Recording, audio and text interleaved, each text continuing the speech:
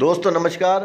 अगर आप सनातनी हिंदू हैं तो हिंदुओं के श्रेष्ठ गुरु महर्षि वाल्मीकि के बारे में आपको जानकारी जरूर होनी चाहिए। साथियों, हिंदू धर्म में महर्षि वाल्मीकि को श्रेष्ठ गुरु माना जाता है, अर्थात पहला कवि माना जाता है, क्योंकि उन्होंने महान हिंदू महाकाव्य रामायण को रचा था, जिसमें भगवान राम के पूरे जीवन वृत्तांत को सुनाया गया है, बताया गया है। हिंदू कैलेंडर के अनुसार महर्षि वाल्मीकि की जयंती हर साल अश्विन माह की पूर्णिमा तिथि को मनाया जाता है। हिंदू पंचांग के अनुसार इस साल वाल्मीकि जयंती 28 अक्टूबर 2023 को मनाई जाएगी। उनकी जयंती हर साल बदल जाती है क्योंकि इसे तिथि के आधार पर मनाया जाता है। कहते हैं कि पहले वाल्मीकि जी डाकू थे, लेकिन फिर कुछ ऐसा हुआ कि उनका जीवन बदल गया और उन्होंने भगवान श्री राम के जीवन पर आधारित रामायण महाकाव्य को लिख दिया। महर्षि वाल्मीकि का जीवन बहुत ही संघर्षों से भरा रहा है।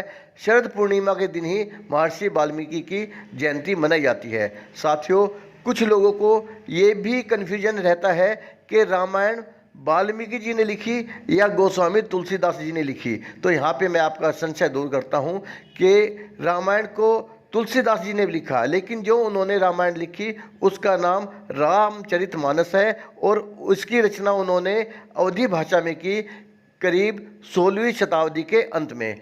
और जिस रामायण की रचना वाल्मीकि जी ने की वो संस्कृत भाषा में की गई और वो 3000 साल पहले की रचना है, जिसके रचयिता वाल्मीकि जी को माना जाता है, इसीलिए उन्हें प्रथम कवि की पदवी दी गई है। साथियों, आपसे रिक्वेस्ट करूंगा कि अगर आपको मेरी जानकारी अच्छी लग रही है तो मेरे चैनल को सब्सक्राइब कर दें, साथ में बने घंटी के निशान को क्लिक जरूर कर दें, जिससे आप आगे भी मेरे साथ बने रहेंगे। साथियों, महर्षि वाल्मीकि का असली नाम रत्नाकर था। कहा जाता है कि ये ब्रह्मा जी के मानस पुत्र प्रचेता के बेटे थे। वहीं कुछ जानकार वाल्मीकि जी को महर्षि कश्यप चर्षणी का बेटा भी मानते हैं। कहा जाता है कि एक भीलनी ने बचपन में महर्षि वाल्मीकि का अपहरण कर लिया था और भील समाज में ही उनका पालन पोषण हुआ। भील लोग जंगल के रास्ते से गुजरने वाले राहगीरों को लूट लिया करते थे और महर्षि वाल्मीकि भी इसी परिवार के सदस्य होने के नाते समय के साथ साथ धीरे धीरे डकैत बन गए, धन छीनने लगे। साथियों, कहा जाता है कि एक बार नारद मुनि जंगल के रास्ते जाते हुए डाकू रत्नाकर के चंगुल में आ जाते हैं। तब नारद जी ने उनसे कहा कि इससे कुछ भी हासिल नहीं होगा।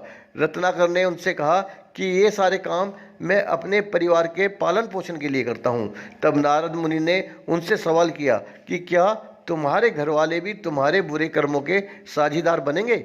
इस पर रत्नाकर ने अपने घर वालों के पास जाकर नारद मुनि जी का सवाल उठाया और उनसे पूछा कि क्या आप मेरे इन पापों में मेरे सहभागी होगे, आप भी साझीदार बनोगे? तो इस पर उनके घर वालों ने बोला कि ये डकैती आप कर रहे हो, जो पाप कर रहे हो वो आप कर रहे हो, इसका दंड भी आपको ही मिलेगा और इसमें हम भागीदार नहीं होंगे। इतना सुनकर डाकू रत्नाकर को बड़ा झटका लगा और उनका हृदय परिवर्तन होने लगा। साथियों, ये भी कहा जाता है कि नारद मुनि से प्रेरित होकर रत्नाकर ने राम नाम का जाप करना शुरू कर दिया, लेकिन उनके मुंह से राम की जगह मरा मरा शब्द निकल रहे थे।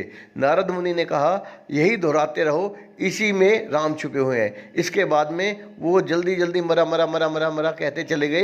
इसके बाद उनके मुंह से राम राम निकलना शुरू हो गया। इसके बाद रत्नाकर के मन में राम नाम की ऐसी अलख जगी कि उनकी तपस्या देखकर ब्रह्मा जी ने उन्हें खुद दर्शन दिए और उनके शरीर में लगे बांबी को देखकर ही ब्रह्मा जी ने उन्हें वाल्मीकि का नाम दिया। महर्षि वाल्मीकि को ब्रह्मा जी से ही रामायण की रचना करने की प्रेरणा मिली।